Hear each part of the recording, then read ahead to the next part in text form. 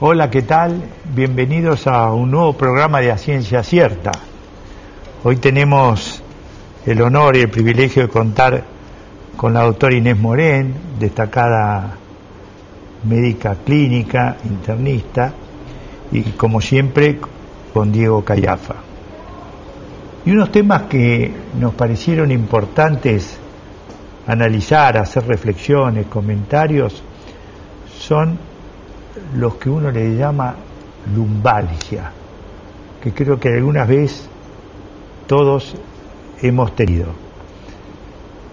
Y la lumbalgia, lo que tiene importante es que tenemos que saber bien de qué se trata, cuáles son los signos de preocupación, de alarma, cuáles no y cómo manejarlo. Inés. Bueno, la lumbalgia es el dolor de cintura, ¿no? Puede empezar debajo de las costillas hasta debajo de los glúteos y extenderse hasta los pies.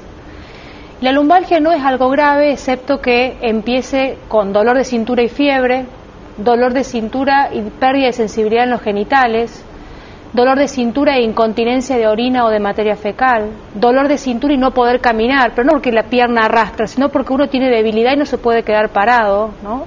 Son situaciones de alarma que eso amerita una consulta urgente. Claro, ¿por qué serían, digamos, signos de alarma? ¿Qué diferencia estas situaciones que vos nombraste recién respecto a una lumbalgia habitual? Las lumbalgias que yo referí de alarma están avisando que el cono medular, las raíces nerviosas están comprimidas, y eso es una urgencia médica, ¿no? Porque hay una infección o porque hay un atrapamiento. Todas las demás lumbalgias son corte de la cuestión ósea o periósea, los tendones, las contracturas, que no son urgentes, se pueden manejar tranquilamente, incluso casi sin consultar al médico, ¿no? En ese sentido, nosotros como infectólogos siempre tenemos la historia de situaciones muy importantes de lumbalgia con fiebre cuya demora ha llevado a secuelas tremendas que podrían haberse evitado si uno jerarquizaba la fiebre con la lumbalgia, porque eso era signo de que el paciente tenía un absceso de los llamados epidurales, un absceso que comprimía las raíces nerviosas, cuyo drenaje o vaciamiento precoz evita la secuela. Claro. Sí, yo creo que la lumbalgia es un problema que, como vos decías, ese puede tener importancia médica, pero hay una gran mayoría de casos donde básicamente es una gran molestia para el paciente, que puede ser incapacitante, que afecta mucho al rendimiento laboral. Entonces creo que quizá lo más importante inicialmente es focalizar sobre el diagnóstico, o sea, tratar de caracterizar bien estas dos situaciones. Uno consulta al médico, entonces, ¿qué es lo que uno tiene que evaluar de entrada cuando uno tiene una lumbalgia? Si yo tengo dolor de cintura, tengo lumbalgia, no tengo fiebre, no tengo trastornos de los esfínteres, no se me escapa la orina ni la materia fecal, puedo caminar aunque arrastrando la pierna y la sensibilidad de mi cuerpo es normal, no hay hormigueo, yo puedo tomarme un tiempo, puedo ponerme calor seco, puedo calentar algo caliente, un paño bien caliente y apoyarlo, tomar un analgésico, un ibuprofeno, un paracetamol y ver cómo me va. El 90% de las lumbalgias en las primeras 12 semanas desaparecen. Y los primeros días son a veces incapacitantes, uno tiene que estar quieto, o sentado en una posición, o acostado. Los primeros 2 o 3 días es la recomendación, después hay que hacer vida normal, excepto que la vida normal signifique cargar peso, pero me refiero a vida normal de caminar, de moverse, porque cuanto más quieto me quedo, más contractura genero, más dolor genero. Entonces lo que hay que hacer es vida normal. Inés, ¿cuándo frente a una lumbalgia se justifica un diagnóstico por imágenes? Es decir, las clásicas tomografías, porque la radiografía tiene un valor relativo, la resonancia, etcétera. Si una persona tiene dolor de cintura y en las primeras 6 semanas, en vez de ir bajando ese dolor, va aumentando o se mantiene igual en el tiempo, hay que estudiarla con una imagen.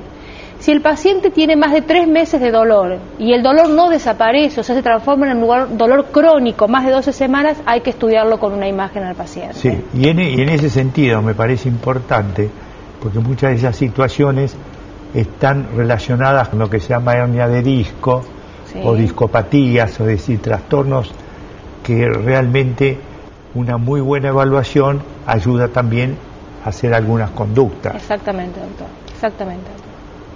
Sí, y bueno, la hernia de disco es una causa bastante frecuente de dolores lumbares y a veces tiene las características particulares, ¿no? Por ejemplo, cuando compromete el nervio ciático. Claro, según la localización puede comprimir el nervio ciático, que es el más común, que el dolor del ciático es detrás del glúteo, a la altura de la rodilla o a la altura del tobillo. Bien. Parece raro, pero duele en 3 lugares donde son los lugares de aparición del nervio por unos agujeritos que están alrededor de los tendones. Si eso no mejora, o sea, si eso aumenta en las primeras 6 semanas, hace falta hacer una imagen y tal vez un candidato a cirugía ese paciente, pero no es un candidato a cirugía en las primeras 2 horas de dolor, ni en los primeros 2 días o en las primeras semanas de dolor, ¿sí? Porque la hernia aguda se puede suceder en casos de un accidente. O sea, el paciente va manejando, tiene un traumatismo, un choque, el dolor es inmediato y uno lo resuelve quirúrgicamente, pero el antecedente es un traumatismo inmediato. El dolor de cintura que aparece en la vida cotidiana no tiene indicaciones quirúrgicas de urgencia, porque no está mediada por un trauma. Lo que hemos aprendido, porque yo he tenido en mi familia bastantes situaciones de hernia de disco, que muchas veces una buena consulta ayuda a evitar la cirugía con la kinesio y con bloqueos. Y el bloqueo realmente ayuda muchas veces a solucionar algunas de estas circunstancias. Quiere decir que no es sinónimo de hernia de disco cirugía, sino evaluación adecuada para ver en lo posible de no operarse.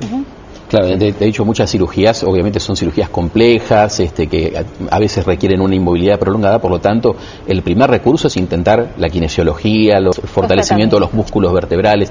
Si no hubiese una solución con eso, entonces sí recurrir a la cirugía, ¿no es cierto? Eso depende de la imagen, del tipo de lesión. A veces es importante saber que no siempre el dolor, la intensidad del dolor, como el dolor es individual y propio de cada persona, no tiene que ver con la lesión que uno encuentre.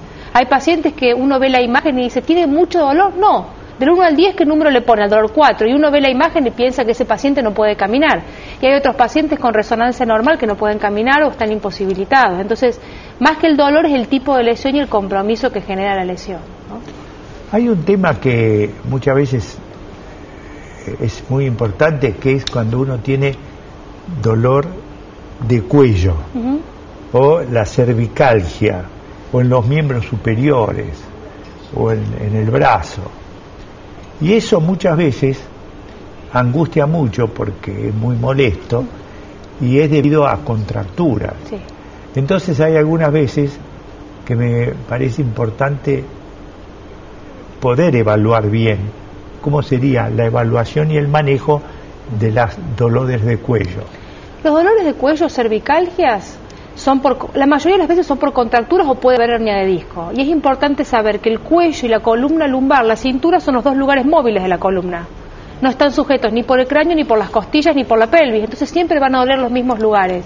Quien tiene dolor de cintura va a tener dolor de cuello en algún momento y viceversa. Dolor de cuello, dolor de cintura. El dolor de cuello puede manifestarse con dolor de cabeza. O sea, el paciente consulta por cefalea, está muy preocupado y en realidad lo que tiene es una contractura por cefalea tensional. El dolor de hombro puede ser consecuencia de un dolor de cuello.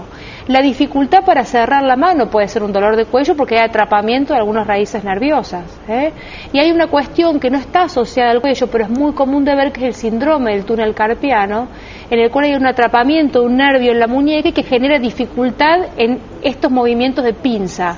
Y eso hay que detectarlo precozmente porque se puede operar, resolver y no depende del cuello, pero los síntomas son similares, son muy similares. Y nuevamente cuando hablamos de dolores de cuello vale lo mismo que decíamos para los dolores lumbares. Un dolor de cuello, una contractura con fiebre, ahí sí amerita una consulta rápida porque nuevamente podemos estar en presencia o de una infección de una vértebra o de una meningitis inclusive, ¿no es cierto? Exactamente. Vos habías hablado del dolor, del manejo del dolor, nombraste los antiinflamatorios.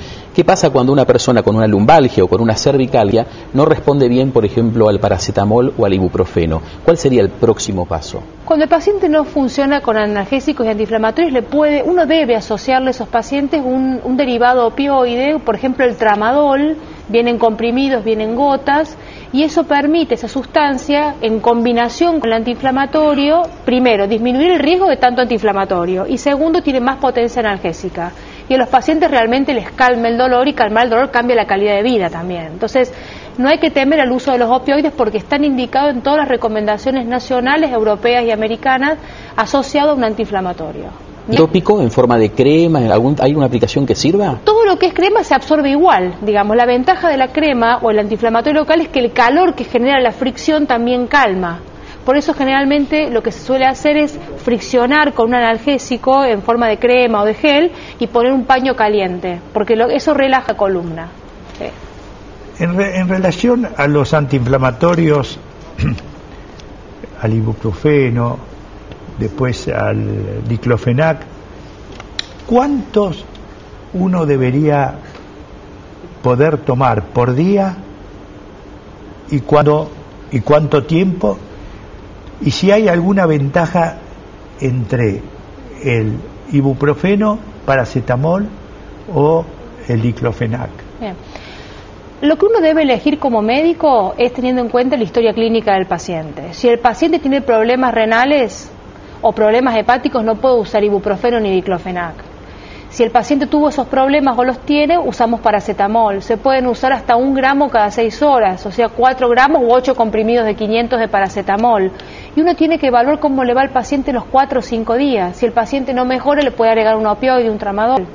Si va a usar ibuprofeno y diclofenac, son equipotentes, o sea, son muy parecidos en su indicación. Ahora, si un paciente tuvo antecedentes de úlcera digestiva, voy a evitar el diclofenac, tal vez use más el ibuprofeno o el paracetamol. Tiene que ver con la idiosincrasia del paciente.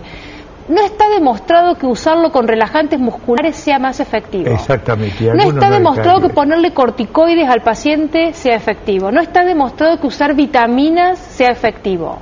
Lo que hay que hacer es analgesiarlo, darle un potente alrededor como un opioide, como el tramadol, y que se mueva el paciente, que camine, que se ejercite, que haga vida normal, que no use corsé. Tampoco sirven los corsés, cambian las posturas y aumentan el dolor. Para terminar este capítulo tan importante por su frecuencia y molestia de la lumbalgia y la cervicalgia, algunas veces hay médicos que le dicen, date un corticoide de depósito, ¿no?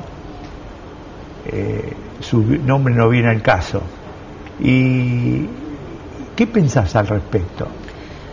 Yo creo que no están indicados en los pacientes. De hecho, corticoide de depósito es su efecto a las 72 horas. Y si nos ponemos a pensar, ese paciente sigue con analgésicos. Las primeras 72 horas o 4 días son cuando baja el dolor de la lumbalgia. Entonces, se parece que fuera el corticoide y no es el corticoide, es la evolución natural. Y no olvidemos que la lumbalgia es muy común que aparezca a lo largo de la vida. Si uno tiene hipertensión, si uno tiene diabetes, usar un corticoide no es gratuito para el organismo. Entonces hay que usarlo en las indicaciones precisas y esta no es una indicación precisa de uso. Muy bien, creo que ha quedado muy claro que tenemos que tratar de tener presente siempre algunos signos de alarma, que en la lumbalgia son los trastornos de los esfínteres, los trastornos motores y algunas veces la fiebre, pero después si no, manejarnos, como lo decía muy bien Inés, en una forma lo más sencilla posible y en relación al dolor de cuello de la misma manera. Muy bien, muchas gracias, enseguida venimos con un poco más de A Ciencia Cierta.